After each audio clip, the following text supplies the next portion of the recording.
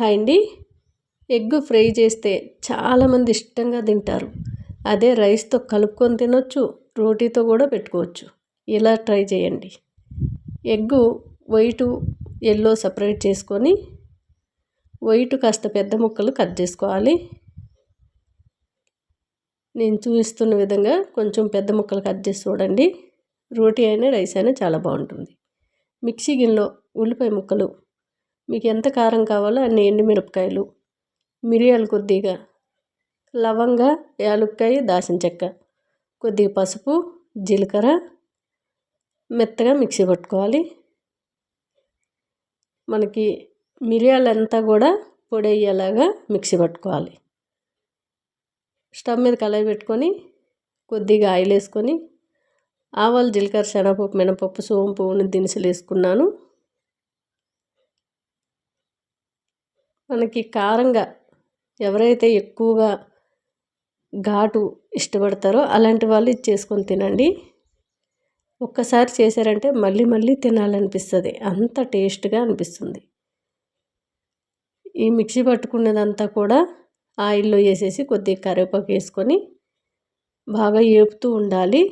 Stove మీడియంలో పెట్టుకొని కలుపుతూ ఆ పచ్చివాసన పోయే వరకు కూడా వేపుతూ ఉండాలి.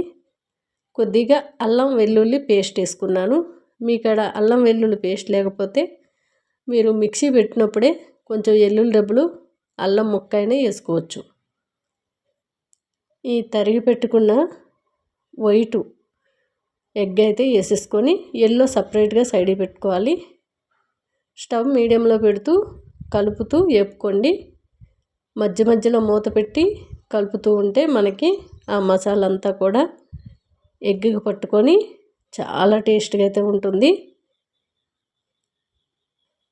2-3 సార్లు కలుపుకొని మూత పెట్టుకున్న తర్వాత లాస్ట్లో ఎల్లో వేసేసి మళ్ళీ ఒక రౌండ్ కలిపేసి మూత పెట్టుకొని ఒక 5 నిమిషాలు అలాగే పెడితే ఈ ఉప్పు కారం అంతా కూడా ఈ మసాలా ఘాట్ అంతా కూడా ఎగ్లో కలిసిపోయి చాలా టేస్ట్గా అయితే ఉంటుందండి.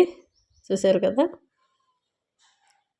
మనకి చాలామంది ఎగ్ బాయిల్ చేసి అలాగే వేపుకుంటే ఉప్పు కారం వెళ్ళక ఇష్టపడరు. ఇలా చేసుకొని తినండి, చాలా ఇష్టంగా తింటారు. చపాతీ అయినా, రైస్ అయినా, లేదంటే సైడ్ డిష్గా పెట్టుకొని తిన్నా బాగుంటుంది.